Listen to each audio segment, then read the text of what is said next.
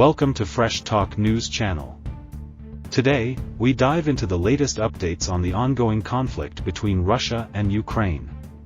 Ukrainian President Volodymyr Zelensky has expressed skepticism following a high-stakes phone call between former U.S. President Donald Trump and Russian President Vladimir Putin. On Tuesday, Trump and Putin held a crucial conversation as the United States pushed for a ceasefire between the two warring nations. According to a White House statement, Putin supported Trump's proposal for a mutual pause on attacks targeting energy infrastructure. However, the Russian leader did not commit to the 30-day truce that Ukraine had agreed to last week, despite Trump's recent optimism that Moscow would comply. The White House readout stated, both leaders agreed this conflict needs to end with a lasting peace. They also stressed the need for improved bilateral relations between the United States and Russia. The blood and treasure that both Ukraine and Russia have been spending in this war would be better spent on the needs of their people. Hours after the call, U.S. Special Envoy Steve Witkoff highlighted the progress made in negotiations with Russia. He revealed that talks are set to begin this Sunday in Saudi Arabia. These negotiations, taking place in Jeddah, will be led by U.S. National Security Advisor Mike Waltz and Secretary of State Marco Rubio.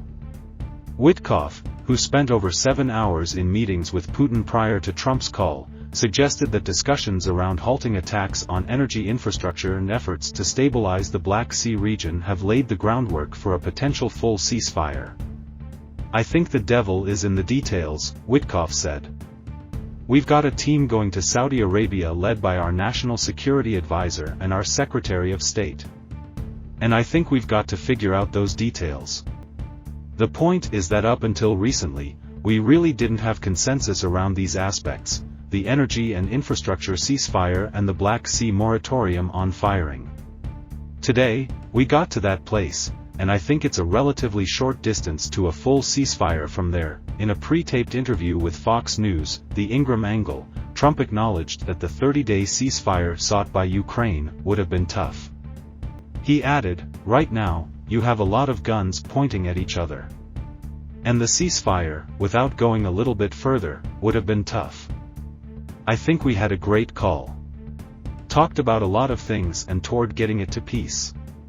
And we talked about other things also." Meanwhile, President Zelensky, during a news conference on Tuesday, expressed cautious optimism. "If there is a partial ceasefire, this is a positive result," he said, though he admitted to having skepticism. The White House emphasized that this conflict should never have started and should have been ended long ago with sincere and good faith peace efforts. The statement added that the movement toward peace will begin with an energy and infrastructure ceasefire, followed by technical negotiations on implementing a maritime ceasefire in the Black Sea, leading to a full ceasefire and permanent peace. These negotiations are set to begin immediately in the Middle East. Later on Tuesday, Trump took to social media to describe the call as very good and productive. He wrote, "We agreed to an immediate ceasefire on all energy and infrastructure, with an understanding that we will be working quickly to have a complete ceasefire and, ultimately, an end to this very horrible war between Russia and Ukraine." The conversation also touched on broader Middle Eastern issues, including Iran. The White House noted that both leaders agreed on the potential benefits of improved U.S.-Russia relations, including economic deals and geopolitical stability once peace is achieved. However, Russian state media reported that while Putin supported Trump's idea of a 30-day halt on attacking energy infrastructure, he raised concerns about ensuring effective control over a broader ceasefire. The Kremlin also emphasized the need to stop forced mobilization in Ukraine and the rearmament of its armed forces. Additionally, Putin insisted that ending the war should include a complete cessation of foreign military and intelligence assistance to Kyiv. The Trump administration had previously halted military aid and paused some intelligence sharing with Ukraine following tensions between Trump, Vice President J.D. Vance, and President Zelensky. These measures were resumed after Ukraine agreed to the 30-day ceasefire last Tuesday.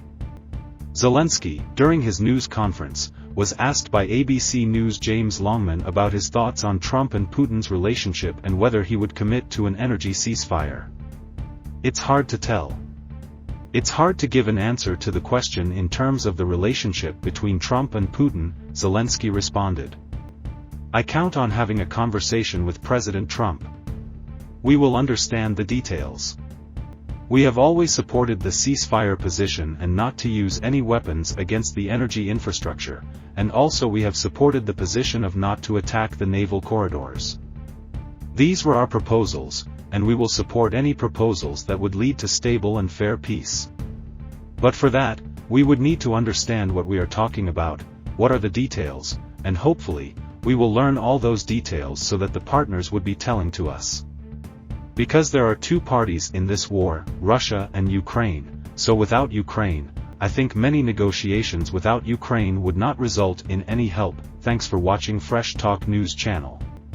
Don't forget to like, subscribe, and hit the notification bell for more updates on this developing story and other breaking news. See you next time.